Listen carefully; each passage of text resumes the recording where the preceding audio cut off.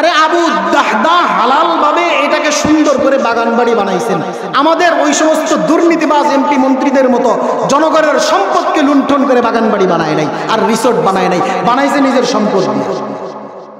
আবু দাহদা বলে, তুমি তো জানো 600 গাছ বিশিষ্ট একটা খেজুরের বাগানের মালিক আমি আছি। আমি যদি তোমাকে এই বাগানটা লিখে দেই, এই বাগানের মাঝখানে যে এই বাগান বাড়ি আছে, এই বাগান বাড়িটাও যদি তোমাকে লিখে দেই, শুধু তাই নয়, এই বাগানের বাড়ির পাশেই যে সুন্দর একটা মিষ্টি কুয়ার পানি, মিষ্টি পানির কুয়া আছে, এই কুয়াটা যদি তোমাকে আমি লিখে দেই, তুমি দিবে কিনা? আবু দাহদার এই কথা শুনে আবু লুবাবা বলে, তুমি কি পাগল হইছো কিনা? কারণ আবু দাহদা, তোমার বাগানের যেই গাছ, যেই গাছের যেই খেজুর, এই খেজুর খাওয়ার জন্য তো সবাই পুরা বছর অপেক্ষায় থাকে। কারণ তোমার বাগানের সুনাম সুখ্যাতি সারা আরবের মধ্যে আছে। তোমার এই বাগানের খেজুর খাওয়ার জন্য খেজুর পাড়ার মৌসুমে কত মানুষ দূর দূরান্ত থেকে আসে। তুমি কি আমার সাথে ঠাট্টা মশকরি করো? বলে, না না না, 600 খেজুর গাছ দিয়ে হলেও এর বিনিময়ে। সাহাবাই কেরাম রিদওয়ানুল্লাহি তাআলা আলাইহিম আজমাইন আল্লাহর নবীর মুখ থেকে যেই কথাগুলো শুনতেন, কেমন ভাবে বিশ্বাস করতেন, জীবন দেওয়ার জন্য প্রস্তুত ছিলেন, জান দেওয়া প্রস্তুত, মাল দিতে লাগে মাল দিতে প্রস্তুত, নিজের সন্তান সন্ততি সব কিছু ছেড়ে দিতে প্রস্তুত। আল্লাহর নবীর কথায় সমস্ত কিছুকে ছেড়ে দিতে তারা প্রস্তুত ছিলেন। যেমন আল্লাহর নবীর একজন সাহাবী ছিলেন হযরত আবু দাহদা রাদিয়াল্লাহু তাআলা আনহু। একবার এক সাহাবী এসে প্রশ্ন করলেন নবীজি সাল্লাল্লাহু আলাইহি ওয়াসাল্লামের কাছে, এসে বললেন, ইয়া রাসূলুল্লাহ, আমার পার্শ্ববর্তী বাড়ির যে মালিক, এই পার্শ্ববর্তী বাড়ির মালিক হচ্ছে আবু লুবাবা। পার্শ্ববর্তী বাড়ির মালিক হচ্ছে আবু লুবাবা। তার খেজুর গাছ আছে, তার খেজুর গাছের গোড়াটা হচ্ছে তার নিজের জায়গায়, কিন্তু গাছের আগাটা একটু, গাছটা বাঁকা হয়ে আমার সীমানায় চলে আসছে। এরকম আছে না নাই? এরকম গাছ হয় না, গাছটা গোড়া থাকে একদিকে, গাছটা বাঁকা হয়ে আরেকজনের জায়গায় চলে যায়, আছে না নাই? এবার ওই সাহাবী, গরিব সাহাবী এসে নবীজির কাছে বললেন, ইয়া রাসূলুল্লাহ, আবু লুবাবাকে আমি বলেছিলাম, আবু লুবাবা, তোমার গাছটা আমাকে দিয়ে দাও, অথবা বিক্রি করে দাও, অথবা এই গাছের বিনিময়ে যদি তুমি অন্য কোনো জায়গা দিয়ে আমার কাছ থেকে কিছু নিতে চাও নিয়ে যাও। আবু লুবাবা রাজি হয় না। ইয়া রাসূলুল্লাহ, আপনি যদি আবু লুবাবাকে বলে দেন, আবু লুবাবা হয়তোবা রাজি হতে পারে। এবার আল্লাহর নবী ওই সাহাবীকে বললেন, যাও যাও আবু লুবাবাকে ডাক দিয়ে নিয়ে আসো। এবার আবু লুবাবাকে যখন আল্লাহর নবীর দরবারে নিয়ে আসলো, আবু লুবাবাকে নবীজি বলেন, আবু লুবাবা, তুমি এই ব্যক্তিকে গাছটা দিয়ে দাও। আবু লুবাবা বলেন, না ইয়া রাসূলুল্লাহ, আমি দিতে পারবো না। বলে, গাছটা বিক্রি করে দাও। বলে, না, সেটাও করবো না। কয়, ঠিক আছে, আমি নবী তোমাকে কথা দিচ্ছি, তুমি যদি এই গরিব সাহাবীকে যদি এই গাছটা দিয়ে দাও, গরিব ব্যক্তিকে যদি তুমি এই গাছটা দিয়ে দাও, আমি নবী কথা দিচ্ছি, জান্নাতে তোমার জন্য একটা গাছের মালিক তোমাকে বানায় দিব। দুনিয়ার লোক যাদের ভিতরে থাকে, দুনিয়ার লোক যাদের ভিতরে থাকে, তারা কখনো বাকি পরকালের ব্যাপারে তাদের দিলের ভিতরে অনেক অনেক অনেক সন্দেহ থাকলেও, সন্দেহ না থাকলেও তারা দুনিয়ার লোক ছাড়তে পারে না, আছে না নাই? এবার ওই ব্যক্তি আবু লুবাবা বলে, ইয়া রাসূলুল্লাহ, যদি না দেই গুনাহ হবে কিনা? কয়, না, গুনাহ হবে না, তবে যদি দাও তাহলে জান্নাতে তোমার জন্য একটা গাছ আমি আল্লাহ তাআলার পক্ষ থেকে তোমার জন্য লেখায় দিব। আরে জান্নাতের গাছ কেমন হবে জানো? জান্নাতের গাছ হবে এমন গাছ, যেই গাছ, এত গাছের ছায়া এত লম্বা হবে, গাছের ছায়া এত বড় হবে, একটা আরবের তেজি ঘোড়া যদি ওই 500 বছর দৌড়ায়, ওই জান্নাতের একটা গাছের ছায়া দৌড়াইয়া অতিক্রম করতে পারবে না। আরো আস্তে কোন সুবহানাল্লাহ। আবু লুবাবা এত বড় লোভনীয় প্রস্তাব শোনার পরেও বলে, না ইয়া রাসূলুল্লাহ, আমি দিব না কোনো কিছুর বিনিময়। কারণ এই গাছটা বাঁকা হলেও, এই গাছটা বাঁকা হলেও এই গাছের যেই খেজুর ধরে, খেজুর বড় সুস্বাদু। আবু লুবাবা বলে, না ইয়া রাসূলুল্লাহ, আমি দিব না। এই কথা বলে আবু লুবাবা নবীর দরবার ছাড়া চলে গেছে। ওই মজলিসের মধ্যে একজন সাহাবী ছিলেন, যার নাম হচ্ছে আবু দাহদা। আবু দাহদা বলে, ইয়া রাসূলুল্লাহ, আপনি আবু লুবাবাকে যে অফার দিয়েছেন, যে প্রস্তাব দিয়েছেন জান্নাতের একটা গাছের বিনিময়ে, আপনি তার এই গাছটা কিনে নিতে চান। আমি যদি এই গাছের ব্যবস্থা করে দেই, তাহলে জান্নাতের এই গাছের মালিককে আমি হতে পারবো কিনা?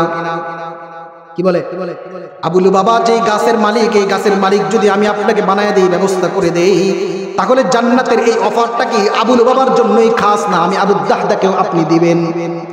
আল্লাহর নবী বলে, আবু দাহদা, তুমি যেই গাছের কথা বলছো, যেই অফারের কথা বলছো, এই অফার শুধু আবু লুবাবার জন্য নয়, এই গাছের ব্যবস্থা যেই করে দিতে পারবে জান্নাতের এই গাছের অফার তার জন্যই আমি দিয়ে দিলাম। নবীজির দরবার থেকে আবু দাহদা দৌড়াইয়া তার আবু লুবাবার কাছে গেল। আবু দাহদা যে বলতেছে, আবু লুবাবা, আমি যদি তোমার কাছ থেকে গাছটা কিনে নিতে যাই তুমি বেচবা কিনা? আবু লুবাবা বলে, নবীজির কাছে বেচি নাই, তোমার কাছে কেমনে বেচি? কি বলে? নবীজির কাছে বেচি নাই, তোমার কাছে কেমনে বেচি? আবু দাহদা বলে, তুমি কি চাও? আরবে তুমি তো জানো আমার একটা খেজুর বাগান আছে। আবু দাহদার একটা খেজুর বাগান আছে, যেই বাগানের মধ্যে খেজুর গাছ ছিল 600টা। কয়টা? আরে একটা দুইটা না, কয়টা গাছ? 600 গাছ। 600 গাছের একটা খেজুরের বাগান। শুধু তাই নয়, এই বাগানের মাঝখানে যদি একটা প্রাসাদ থাকে যেখানে আরামসে বসবাস করা যায়, থাকা যায়, তাহলে এটা কেমন সুন্দর হয়, বুঝেন নেই? আরে আবু দাহদা হালাল ভাবে এটাকে সুন্দর করে বাগান বাড়ি বানাইছেন। আমাদের ওই সমস্ত দুর্নীতিবাজ এমপি মন্ত্রীদের মতো জনগণের সম্পদকে লুণ্ঠন করে বাগান বাড়ি বানায় নাই, আর রিসোর্ট বানায় নাই, বানাইছে নিজের সম্পদ দিয়ে। আবু দাহদা বলে, তুমি তো জানো 600 গাছ বিশিষ্ট একটা খেজুরের বাগানের মালিক আমি আছি। আমি যদি তোমাকে এই বাগানটা লিখে দেই, এই বাগানের মাঝখানে যে বাগান বাড়ি আছে, এই বাগান বাড়িটাও যদি তোমাকে লিখে দেই, শুধু তাই নয়, এই বাগানের বাড়ির পাশেই যে সুন্দর একটা মিষ্টি কুয়ার পানি, মিষ্টি পানির কুয়া আছে, এই কুয়াটা যদি তোমাকে আমি লিখে দেই, তুমি দিবে কিনা? আবু দাহদার এই কথা শুনে আবু লুবাবা বলে, তুমি কি পাগল হইছো কিনা? কারণ আবু দাহদা, তোমার বাগানের যেই গাছের যে খেজুর, এই খেজুর খাওয়ার জন্য তো সবাই পুরা বছর অপেক্ষায় থাকে। কারণ তোমার বাগানের সুনাম সুখ্যাতি সারা আরবের মধ্যে আছে। তোমার এই বাগানের খেজুর খাওয়ার জন্য খেজুর পাড়ার মৌসুমে কত মানুষ দূর দূরান্ত থেকে আসে। তুমি কি আমার সাথে ঠাট্টা মশকারি করো? বলে, না না না, 600 খেজুর গাছ দিয়ে হলেও এর বিনিময়ে আমি আল্লাহ তাআলার কাছে জান্নাতে একটা গাছের মালিক হতে চাই। কারণ আমার নবী বলেছেন জান্নাতে নাকি আমাকে সেই গাছের মালিক বানায় দিবে। এবার আবু দাহদার এই প্রস্তাব শুনে আবু লুবাবা বলে, ঠিক আছে তো, হ্যাঁ ঠিক আছে, যদি তুমি আমাকে সেটা পুরোটা লিখে দাও তাহলে আমি তোমাকে একটা গাছের মালিক বানায় দিব। এবার আবু দাহদার সাথে কথাবার্তা আবু লুবাবার চুক্তি পরিপূর্ণ হয়ে গেল। পরিপূর্ণ হওয়ার পরে দৌড়াইয়া বিবির কাছে যায়, বলে, আবু লুবাবার কাছ থেকে দৌড়াইয়া আবু দাহদা বাগানের ভিতরে যে বাড়ি আছে এই বাড়িতে আর উঠে না, বাড়ির দরজার মধ্যে দাঁড়ায় বলে, স্ত্রী তাড়াতাড়ি বের হয়ে আসো, ও উম্মে দাহদা তাড়াতাড়ি ঘর থেকে বের হয়ে আসো। স্ত্রী ভিতর থেকে জবাব দেয়, কখনোই তো আপনি বাহির থেকে এইভাবে চিৎকার দিয়ে আমাকে কথা বলেন না, আপনি তো চাইলেই ঘরের ভিতরে আসতে পারেন, কেন আসছেন না? এবার আবু দাহদা বাহির থেকে বলে, বিবি রে, যেই গাছের মালিক এতদিন, যেই বাগানের মালিক এতদিন আমি ছিলাম, যে প্রাসাদের মালিক এতদিন আমি ছিলাম, এই বাগান আর প্রাসাদের মালিক এখন থেকে আমি আর নাই। তাড়াতাড়ি যা কিছু আছে সব নিয়ে বের হয়ে চলে আসো, কারণ এই বাগানটাকে আমি আবু লুবাবার কাছে বেচে দিয়েছি। এবার স্ত্রী জিজ্ঞাসা করে, হে আবু দাহদা, বুঝলাম খেজুর বাগান বিক্রি করছেন, প্রাসাদ বিক্রি করছেন, কুয়াও বিক্রি করছেন, সব বেচলেন, কিন্তু বিনিময় আপনি কি নিছেন? কিসের বিনিময় এত বড় সুস্বাদুময় খেজুরের বাগানটাকে আপনি বেচে দিলেন, বিক্রি করে দিলেন? এবার বলে, উম্মে দাহদা, আমি নবীজির কাছ থেকে জান্নাতের একটা গাছের বিনিময়, জান্নাতের একটা গাছের বিনিময় আমার বিশাল 600 গাছ বিশিষ্ট এই বাগানটাকে বিক্রি করে দিয়েছি। সুবহানাল্লাহ।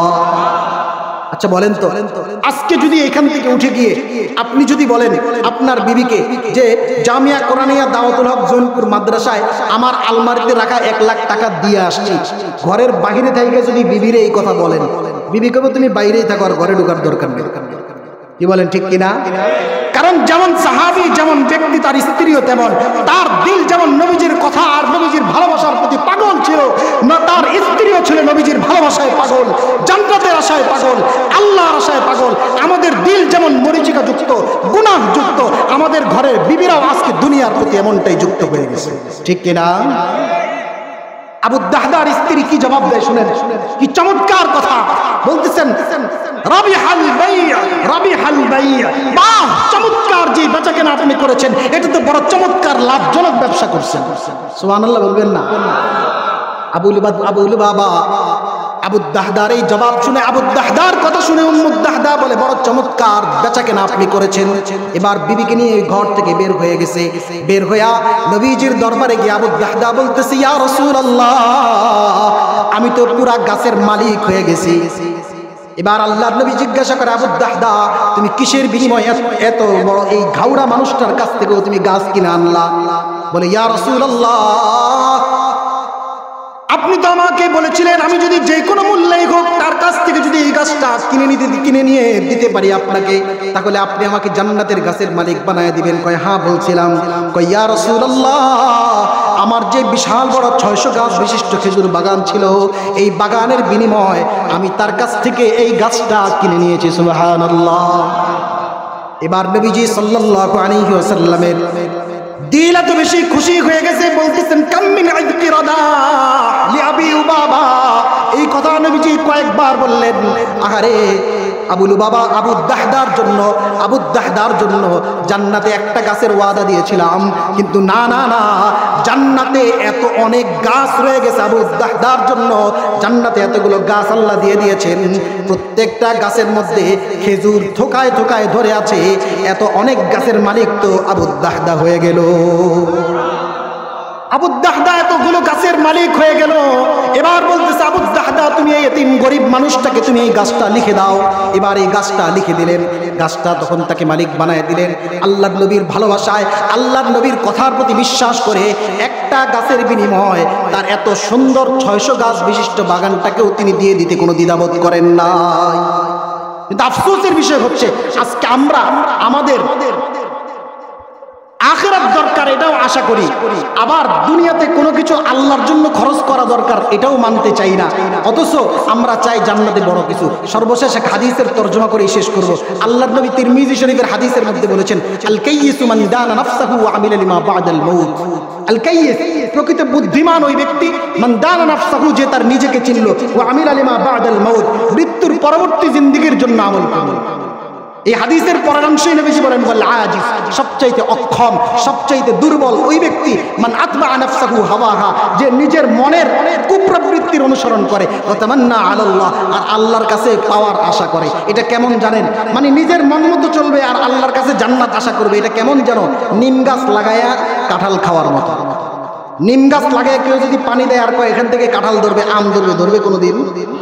তাহলে নিম গাছ লাগায়া আম খাওয়ার মতো আশা করা যেমন, নিজের মন মতো চলে, কোরআন হাদিসের বাহিরে চলে আল্লাহর জান্নাত পাওয়ার আশা করাটাও তেমন।